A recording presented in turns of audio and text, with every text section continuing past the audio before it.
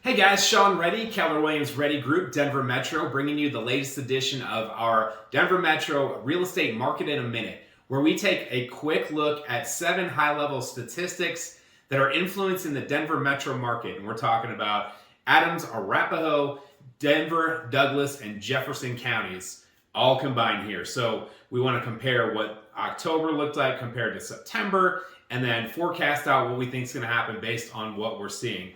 By the way, this is the after hours Friday night edition, so cheers. All right, here's what we're seeing. The 7 stats that we track, or started tracking last month as we see kind of, some shiftiness to the market, are average days on market. Average days on market in October has been 13. That's actually down 15%. I think it was 15 days average last time we reported. So properties are selling a little bit quicker in October than they did in September.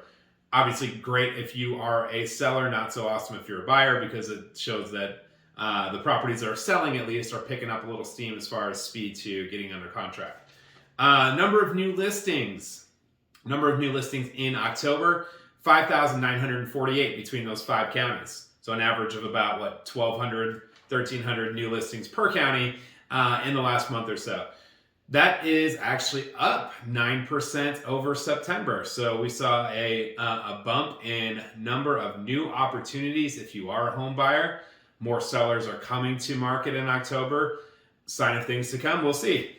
Number of available homes, at least at the time of recording this video, 3,633, which is represents an increase of 6% from when we shot this in September.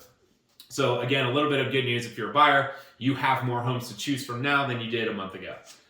Number of pending sales is 6,643. That's a snapshot. How many are pending right now as we record this? That is up 27% from when we recorded the September version of this. That is a that is a very significant increase in number of pending sales.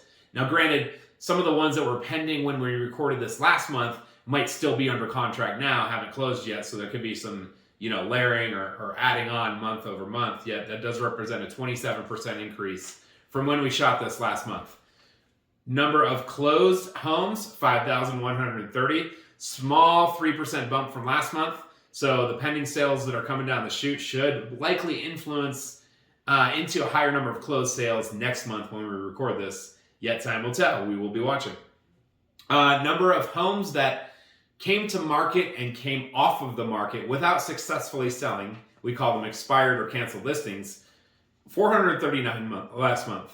So 439 sellers took their home to market, realized maybe, hey, the market isn't what they thought it would be, and came off. So that may sound like a lot, but it's actually a 45% decrease from last month.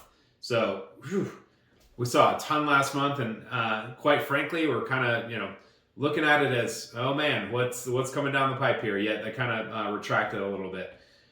Finally, the number of homes that reduced their price in the last 7 days. So homes coming out, obviously overpriced, not getting the traction that they were looking for, coming to reason, realize, hey, we got to bring this thing down if we want any sort of success in the market. 1,323 have reduced their price in the last 7 days. That does represent a 5% increase over the same time last month. So when we look at these 7 stats, it's kind of, it's a little bit all over the board as far as which direction they point to as to where the market is heading. Now, generally, in non-COVID years, we see a drop-off in sales in the winter months. It's just a natural sales cycle, which then picks back up in the spring.